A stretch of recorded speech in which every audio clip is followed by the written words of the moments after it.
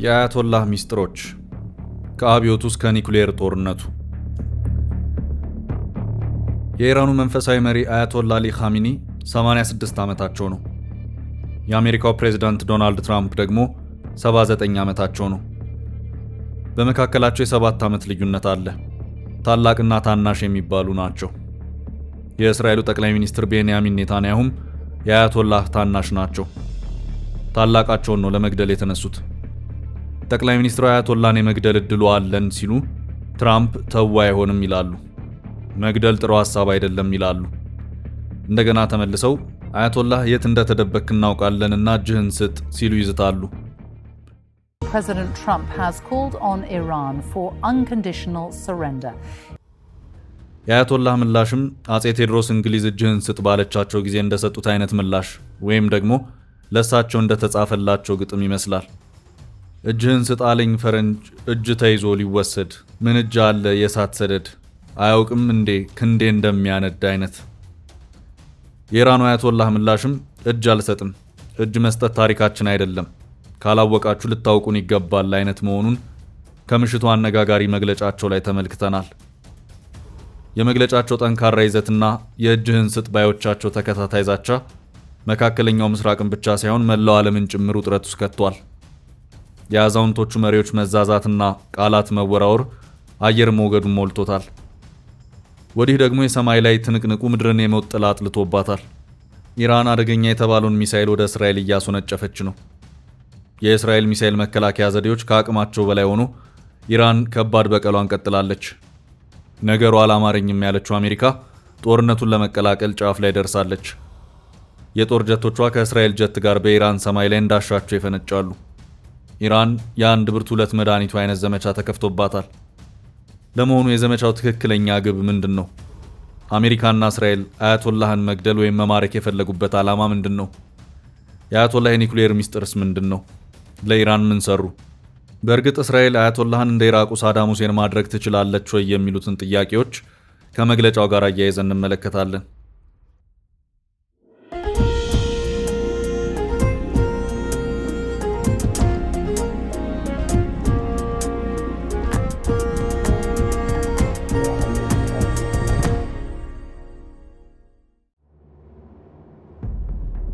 አያቶላህ ከኢራቅ እስከ እስራኤል። ለቁጥብና ጠንካራ ንግግራቸው አርብን ይመርጣሉ የሚባሉት አያቶላህ አሊ ኻሜኒ ከትራምፕ እጅህን ስጥ ጥሪ በኋላ የሰጡት መግለጫ ጠንካራ ነው። በዚያ ተደማጭ አንደበታቸው ለውድ ዜጎቻችን መናገር የምንፈልገው እነዚህ ጽዮናውያን ትልቅ ስህተት መስራታቸውን ነው። አሳዛኝ ጥፋትን ያለ እፍረት እየፈጸሙ ነው። ሁሉም ነገር ከልክ እያለፈ ነው። ጠንከር ያለ ምላሽ ያስፈልጋቸዋል ሲሉ አስጠንቅቀዋል። አያቶላህ አሊ ኻሜኒ በዋናነት ከኢራቅና ኢራን ጦርነት ጊዜ ጀምሮ ጦር መሪ በመሆን ከፍተኛ ትግል ያደረጉ ስለሆኑ በኢራናውያን ዘንድ ድጋፍ አላቸው። በፈረንጆቹ 1979 ከተካሄደው የኢራን አብዮት በኋላ ሁለተኛው የሀገሪቱ የበላይ መሪ ናቸው። ከኢራቅና ኢራን ጦርነት በኋላ ማለትም ከ1989 ጀምሮ በበላይ መሪነት ስፍራ ላይ ይገኛሉ። ወጣት ኢራናውያን ያለ እርሳቸው አመራር ሕይወትን አያውቋትም። ኻሜኒ ወደ ስልጣን ማማ ከመጡ በኋላ ኢራን ከምዕራባውያን ጋር ያላት ግንኙነት ሻክሯል። የሻከረው በአያቶላህ ጸረ ምዕራባውያንነት ብቻ አይደለም። ይልቁንስ ለእስራኤልና አሜሪካ ስጋት በሆነው የኒኩሌር መርሃ ግብር ዓላማቸው የማይወላውሉ ከባድ ሚዛን ስለሆኑ እንጂ። አያቶላህ በኢራን ውስጥ ማንኛውንም የህዝብ ፖሊሲ ጉዳይ ውድቅ ማድረግ እንዲሁም መሾምና የመሻር ወሳኝ ስልጣን አላቸው።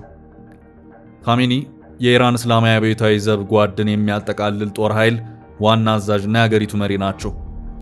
ውሳኔዎቹን የሚያልፉት በእሳቸው በኩል ነው። እምብዛም ተናጋሪ አይደሉም። አስገዳጅ ሁኔታ ካልተፈጠረ በቀር ወደ ሚዲያ ብዙም አይመጡም። በአዘቦት ቀን ወይም ደግሞ ንግግር ለማድረግ በፈለጉ ጊዜ ዕለተ አርብን ይመርጣሉ። ሃይማኖታዊና ፖለቲካዊ እውቀታቸው መሰረት ያለው ነው። ሃይማኖትን፣ ፖለቲካንና የሀገሪቱን ብሔራዊ ኃይል ዘብ ጦር የሚቆጣጠሩት ለረጅም ጊዜ በካበተ ልምድ እየታገሉ ስለመጡም ጭምር ነው። አያቶላህ በደጋፊያቸው አባባል ሁለንተናዊ መሪ ናቸው። ከልጅነታቸው ጀምሮ ፖለቲካዊና ሃይማኖታዊ እውቀት አላቸው ብቻ ሳይሆን ንቁ ተሳታፊ ናቸው። ቀደም ባለው ጊዜ ቴሄራንን ከአሜሪካና እስራኤል የፖለቲካ ጫና ነጻ አውጥተዋል። ከ6 ጊዜ በላይ በኢራን ሚስጥራዊ ፖሊስ ተይዘዋል። ሀገራቸውን ለቀውም እስከ መሰደድ ደርሰው ነበር። በስደትና በእስር ቤት ውስጥ ሆነው የፖለቲካ ትግል አካሂደዋል። በፈረንጆቹ 1979 የኢራኑን ግዙፍ አብዮት ተከትሎ በስፋት ወደ ፖለቲካው ዓለም ተቀላቅለዋል። የኢራን እስላማዊ አብዮት ከተካሄደ 1 ዓመት በኋላ መሪነታቸው ሁለንተናዊ ሆነ። ከፕሬዝደንትነት እስከ ሁለንተናዊ መሪነት የእስላማዊ ሪፐብሊክ አገልጋይ ይሏቸዋል ደጋፊዎቻቸው።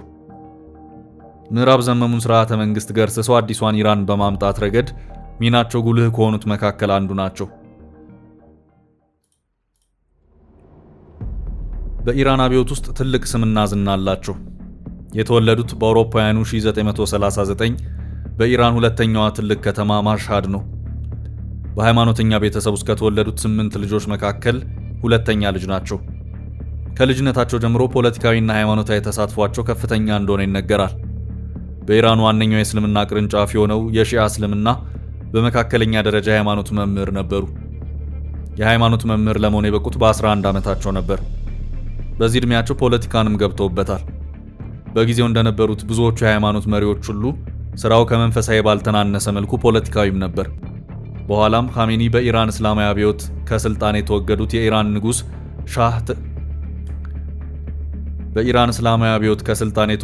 የኢራን ንጉስ ሻህ ተቺዎችን ተቀላቀሉ። ከዚያም ለዓመታት በእስር ቤት አሳልፈዋል። ከ6 ጊዜ በላይ ታሰሩ። የታሰሩት በኢራን ንጉሳዊ ሚስጥር ፖሊስ ተይዘው ነው። መታሰሩና መሰቃየቱ ሲበዛ አገር ጥለው እንዲሰደዱ አድርጓቸዋል። በ1979 የኢራን እስላማዊ አብዮት ከተካሄደ በኋላ አያቶላህ ሩሆላህ ኻሜኒ የዋና ከተማይቱ ቴህራን የጁምዓ ሰላት መሪ አድርገው ሾሟቸው። በሃይማኖት መሪዎች ከመመረጣቸው በፊት በ1981 ፕሬዝዳንት ሆነው ተመረጡ። በተመረጡበት ሁሉ የሚታወቁት ቢያንስ በሁለት ጉዳይ ነው። አንደኛ ከምዕራባውያን ጋር ተቃራኒ አቋም በመያዝ ያደረጉት ብርቱ ትግል ነው። ሁለተኛ በኒኩሌር መርሃ ግብር አቋማቸው ነው።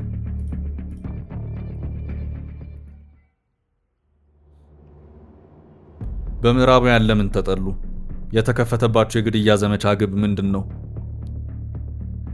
ከባለፈው ሐሙስ ምሽት የእስራኤል አደገኛ ጥቃትና ከአርብ ምሽቱ የኢራን የበቀል ምላሽ በኋላ የተባባሰው ጦርነት ሁለት ግብ ላይ ያነጣጥሯል።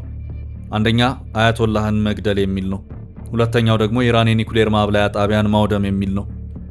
እነዚህን እቅዶች ይዘው በቅንጅት ጦርነት የከፈቱት አሜሪካና እስራኤል ናቸው።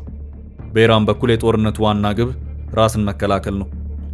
የሆነ ሆኖ አሜሪካና እስራኤልን ጨምሮ በርካታ ምዕራባውያን ሀገራት አንድ የጋራ አቋም አላቸው። እሱም የኢራኑን መሪ በማስወገድ የኒኩሌር ማብላያውን ስራ መክታት የሚል ነው።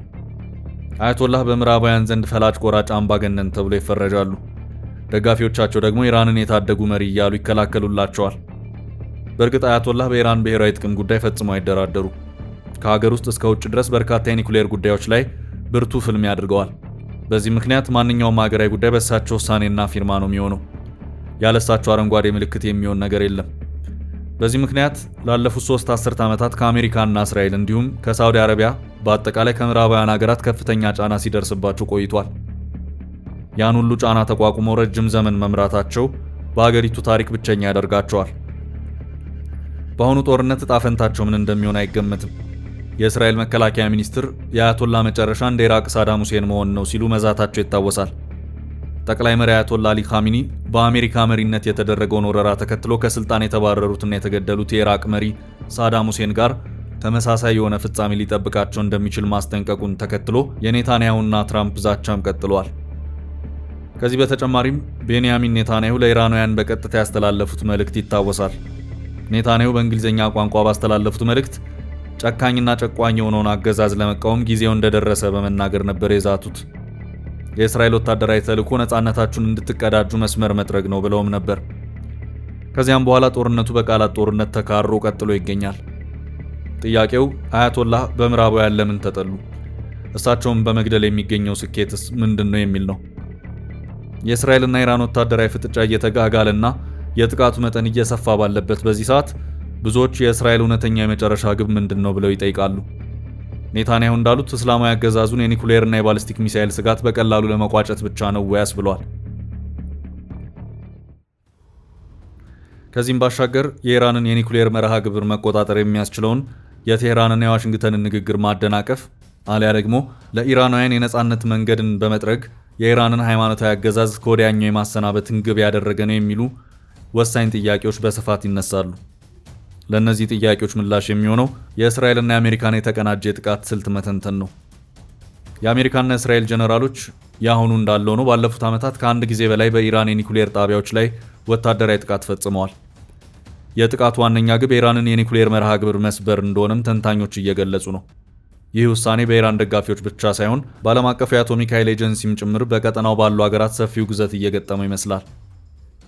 የኤጀንሲው ዳይሬክተር ራፋኤል ግሮሲ አውዱ ወይም ሁኔታው ምንም ይሁን ምን የኒኩሌር ጣቢያዎች መጠቃት እንደሌለባቸው በተደጋጋሚ ጊዜ ተናግሬያለሁ ማለታቸውን ቢቢሲ በዘገባው አመልክቷል። ከዚህ ባሻገር ዓለም አቀፍ የሕግ ባለሙያዎች ጥቃቱ በዓለም አቀፍ ሕገ ወጥ ነው በሚልም እያወገዙ ነው።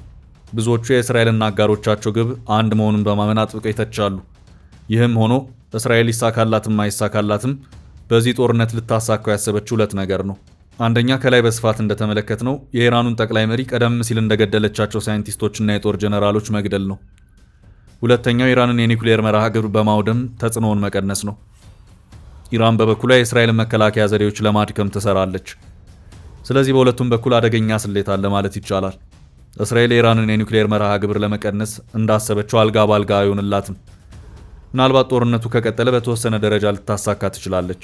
ሁለተኛው የአገዛዝ ለውጥ በአጭርና በተጋጋለ ግጭት ለማሳካት ማሰብ ከባድ ነው። ኔታንያሁ የእስራኤልን ጥቃት የህልውና ስጋትን ለመደምሰስ ቅድመ እርምጃ አድርገው ይመለከታሉ። ኒኩሌር ቦምብ ለማበልጸግ የኢራን መገስገስ በእሳቸው አገላለጽ 90ኛ ደቂቃ ላይ ነው። ቴህራን መስመሯን እንድታለፍ አይፈቀድላትም ይላሉ። ይህን አቋማቸውን አሜሪካን ጨምሮ በርካታ ምዕራባውያን አጋሮቻቸው ይደግፉታል። ይሁን እንጂ ኔታንያሁ ሰዓት በሰፊው ጥያቄ ውስጥ ገብቶ እያወያየ ይገኛል። ኢራን በተደጋጋሚ ኒኩሌር ቦምብ ለመስራት መወሰኗን ስታስተባበል ቆይታለች። ባለፈው መጋቢት የአሜሪካ ብሔራዊ ደህንነት ዳይሬክተር ቱልሲ ጋባርድ የደህንነት ባለሟሎች ኢራን የኒኩሌር ጦር መሳሪያ እየገነባች አለመሆኑን ይከታተላሉ ብለው ነበር። ዓለም አቀፍ የአቶሚክ ኃይል ኤጀንሲ ባወጣው የሩብ ዓመት ሪፖርቱ ኢራን በቀላሉ ጦር መሳሪያ የሚያሰራ 60 በመቶ የተጣራ የዩራኒየም ክምችት ላይ መድረሷን ወይም 9 የኒኩሌር ቦምብ መስራት የሚያስችል አቅም አላት ብሎ ነበር። ነገር ግን ባለፉት ጥቂት ቀናት የኢራን ሰፊ የኒኩሌር መርሃ ግብር 3 ቁልፍ ጣቢያዎች ኢላማ ተደርገዋል። ናታንዝ፣ ኢስፋሃንና ፎርዶ ጣቢያዎች ኢላማ ተደርጎባቸዋል። ዓለም አቀፍ የአቶሚክ ኃይል ኤጀንሲ በናታንዝ ጣቢያ ከመሬት በላይ ያለው የነዳጅ ማቀነባበሪያ መውደሙን ገልጿል። በአንጻሩ ኢራን በተከታታይ በፈጸመችው የበቀል ምላሽ የእስራኤልን የሚሳኤል መከላከያ ዘዴዎች አዋርዳለች።